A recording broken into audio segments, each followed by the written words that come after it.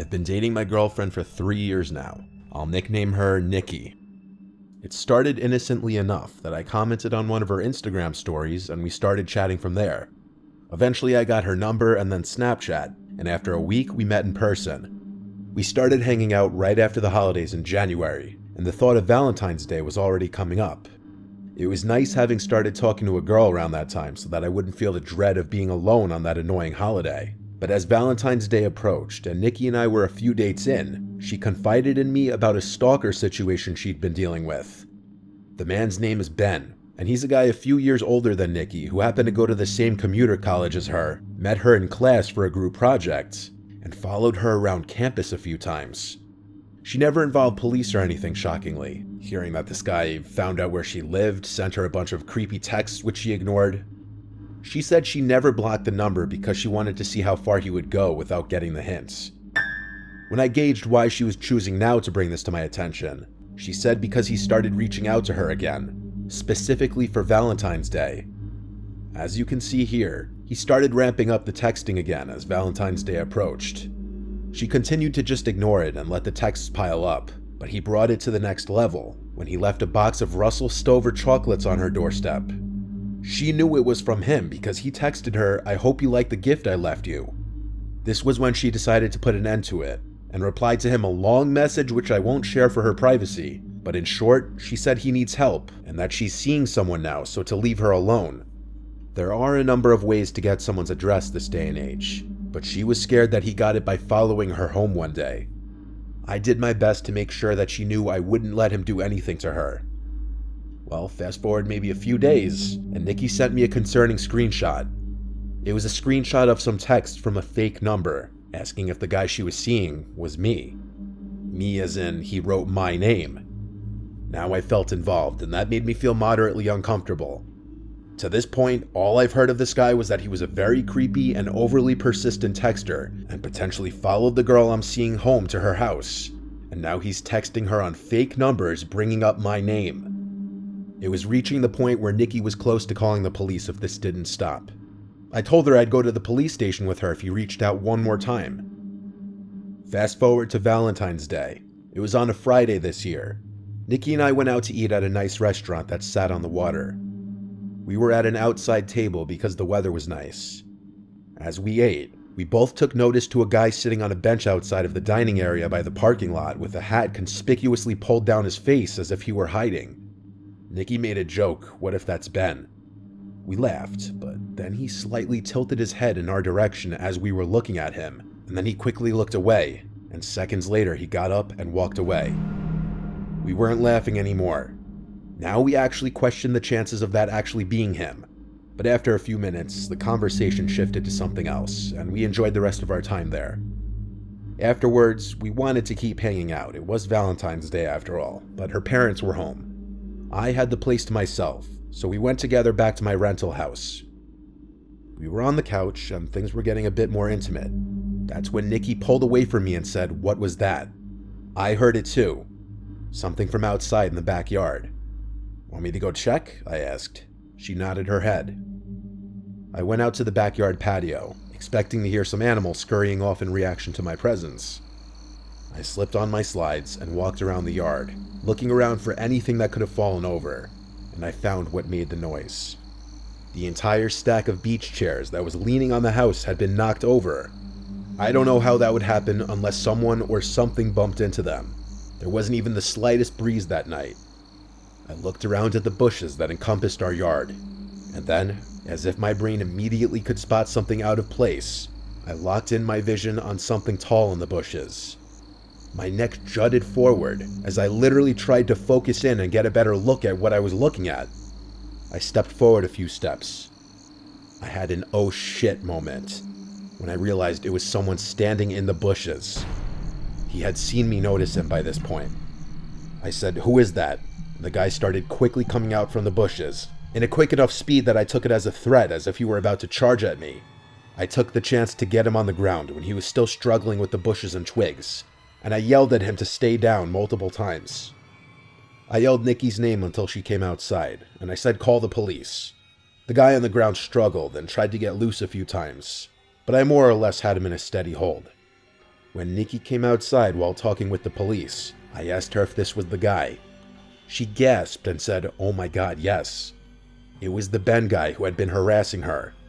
What's worse is at that moment, I realized he was wearing the same colored shirt that guy with the cap from earlier at the restaurant was wearing. Police got to the house and put him in cuffs. He would be charged with trespassing. And taking advantage of the moment, Nikki showed the officers all of the harassing and obsessive messages she'd been receiving from him. Since he was already being arrested, Nikki pressed charges for stalking and harassment, which the guy ultimately ended up paying a fine for and getting a misdemeanor. Nikki got an order of protection against him, and now if he ever contacts her again, he'll be arrested again. Ben was the ultimate creep. Thank God he's at least halfway smart enough to not have contacted her again, though.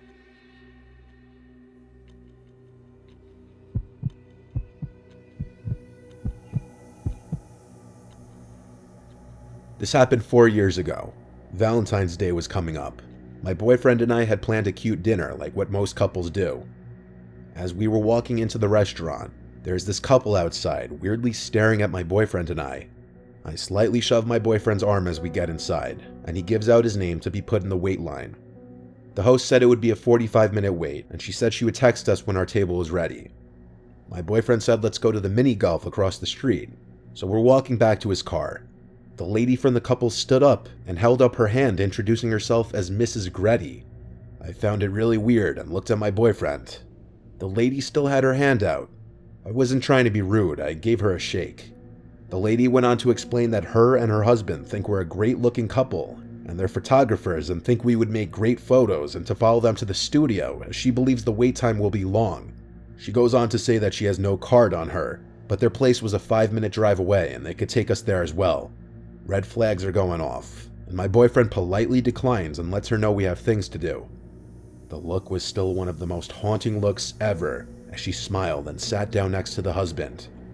As we get in the car, I tell my boyfriend how creepy that interaction was, and how the husband didn't even say a word. As we enter the mini golf place, we were pretty surprised to find it empty. We laughed the situation off, but in reality, I'm still creeped out. As this place is not really huge, you can see the front door on all the levels. So as we're on our 5th round, I hear the entrance bell ring. I turn to look, and my heart sinks. It's the same lady with her husband. She seems to look around, and then as we make eye contact, she gives me the creepiest smile. I let my boyfriend know, and he turns to look as they're getting their things. I tell my boyfriend I'm uncomfortable and we should just go wait in the car, as 15 minutes have passed already, so it wouldn't be much longer. He agrees, and we turn around, and they're right behind us, giving us the widest smiles. "Crazy how we both came to this spot," said Mrs. Gretty. This time the husband says, "We should face each other, Gretty versus Rod." My boyfriend's heart sank in that moment, as his last name is Rods. We politely declined, not wanting to know how they knew that information, and we said we have to go. Both of their smiles faded as we rushed out of there. I told my boyfriend we should just call it a night and go back to his place since it was closer than mine. Plus, my parents wouldn't be home until Sunday morning. He said we would go after dinner and not let some random weird couple ruin the night for us. We waited about 15 minutes in his car, talking about how weird the situation was, as he gets a text from the restaurant saying they're ready for us. We eat dinner, and he insists on paying today since it's Valentine's Day, as we usually split the bill. He goes to the bathroom, and as I'm waiting, I thought I saw that lady peeking out from around a corner. I convinced myself it was just in my head. My boyfriend gets out and is ready to go. Now, to get to his place, you have to take this long road surrounded by trees. As we start the drive, we notice a car following behind. I let my husband know, and we head into a CVS parking lot. I have to use the restroom, and since it was going to be a drive, we both get out and go. When we come out, we don't see that car that was potentially following us anywhere, so we make our way to his house. You know that road I talked about earlier being surrounded by trees? Well, while we're driving on it, we're like 3 to 5 minutes onto this road. We heard a loud pop, and my boyfriend stopped his car. His 2 front tires had popped. He put 2 and 2 together and ran to the car and said, "Get out, there's not much more time before they get here." He cut his engine and turned off the lights and locked the door. I was so scared and confused, not knowing what was going on. I told him we should wait in the car. He quickly got me and we ran into the woods. He told me to shush. We were hiding behind some trees and bushes. While we hid, he called the cops and quickly explained where we were at and what was happening. The operator asked to stay on the line and the cops would be here in a couple minutes. He said he couldn't stay on the line and hung up. As we stayed laying down, we heard a car engine coming up. My boyfriend said to lay flat as he did too. We heard the engine to the car stop, and we heard the familiar voice of Mrs. Gretty, if that was even her real name. She yelled, "Shit, we took too long." We heard a car door close, and then a car quickly speed away. We stayed down until the cops got there, which was about 2 minutes later. We explained the situation and got told we would be contacted if something came up. I called my sister to come pick us up, and he called the tow truck for his car. 4 years later, nothing has come up on it, and we never found out what they wanted or who they were. We're now married with a crazy story to tell our kids.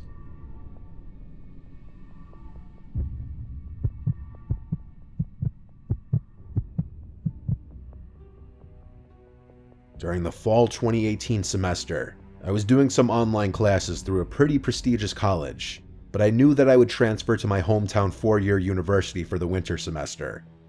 I still wanted to make some new friends though, so that I wouldn't feel alone, and maybe along the way it would be nice to meet someone to date, which is what happened. I met this girl through Tinder. She was really cool and we had a lot in common. Long story short, we started dating and we had a lot of fun together.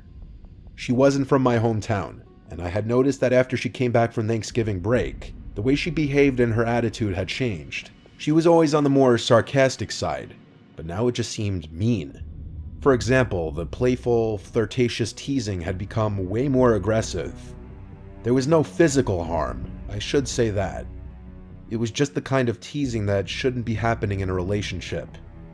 I just brushed it off as stress due to finals approaching. She eventually went back home for winter break.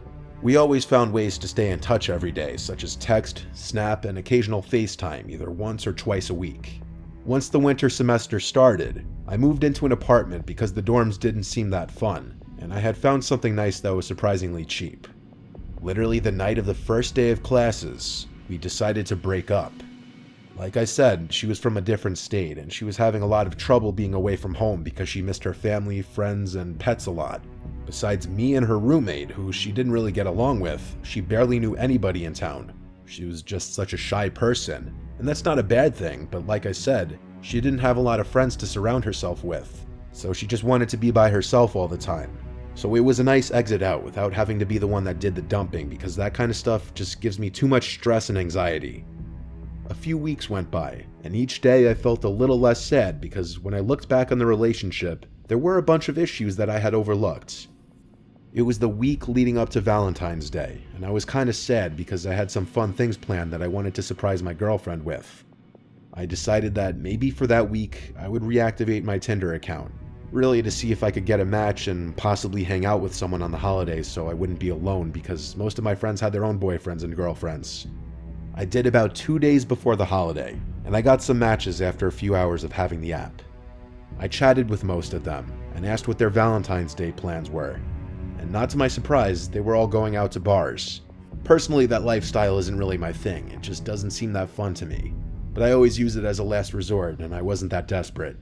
Yet. I eventually started texting with a girl named Alex, who wasn't into that stuff either. She would rather stay in and watch movies, which is what I would rather be doing too.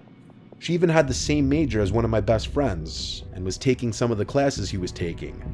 But she didn't know if they had classes at the same time since they had just started and she was trying to figure out everyone's names. The best way to describe Alex is that she had shoulder-length blonde hair, cute glasses, freckles, and bright blue eyes. After texting for about an hour, I got her Snapchat and we moved the conversation there. I asked if she would want to hang out on Valentine's Day and she was down. So it was Valentine's Day 2018, which had fallen on the Thursday of the week. Luckily, I didn't have any Friday classes, and Alex said she would skip her Friday morning class so we wouldn't feel pressured to end the night so early. The first part of the night went pretty smooth. We got some McDonald's, saw a movie, and then walked around the downtown area for a while. To spare you the details, we eventually went back to my apartment and had sex, and to be honest, everything went great. She asked if she could spend the night because it was snowing out, and her place was about a 10-minute walk away. So of course I told her she could stay. We eventually fell asleep around 1 a.m. I'm a pretty light sleeper, especially when there's someone else in the bed with me. Around 3 a.m., Alex woke me up as she was getting out of the bed, but I didn't make her aware that she woke me up. It was pretty dark in the room, but I could see that she was walking towards the bathroom. She turned the light on and shut the door so that it wouldn't seep into the bedroom. I was very tired, so I just went back to sleep.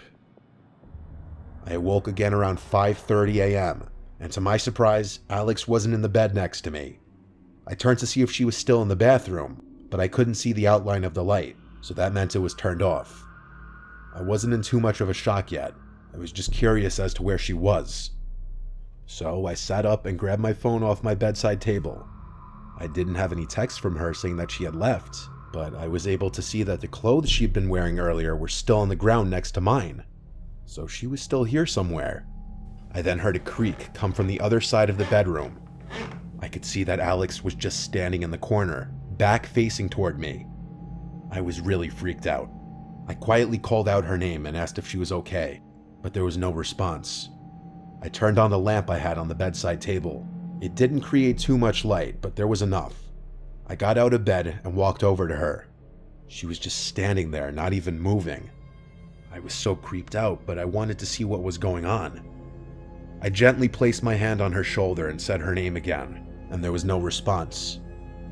There were 10 seconds of silence, and right as I was about to say her name one more time, she turned around at an inhuman speed and started screaming like a maniac and hitting me. It wasn't the hardest of hitting, but I'm kind of a skinny guy, so it hurt a bit.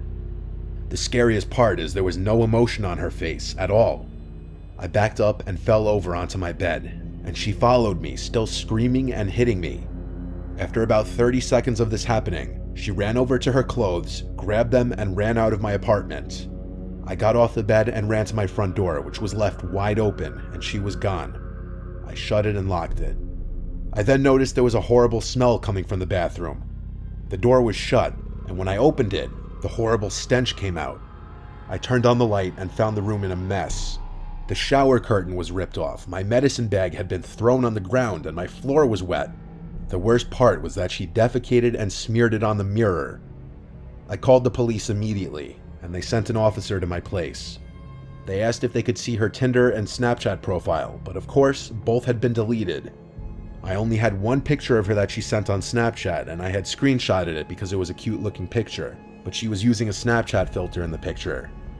Sadly, there was not really much police could do except take a report and keep an eye open for her in the area. They advised me to have a friend sleep over later that night in case she would try to break in, which is what I did. I called one of my best friends, Rob. He was the one who had the same major as Alex. He came over later that night and I told him the whole story. One of the classes she said she was taking, that my friend was also taking as well, was a pretty small class that only met twice a week. I showed Rob the picture I had, and when I asked Rob if he knew her, he said he had never seen her in class. Rob and I watched a movie and fell asleep around 12 a.m. I awoke around 3 a.m. to find someone trying to open the front door from the other side. After letting it happen for about a minute, it then stopped. I walked over and looked out the peephole, but nobody was there. Nothing has happened since, but it still really freaks me out.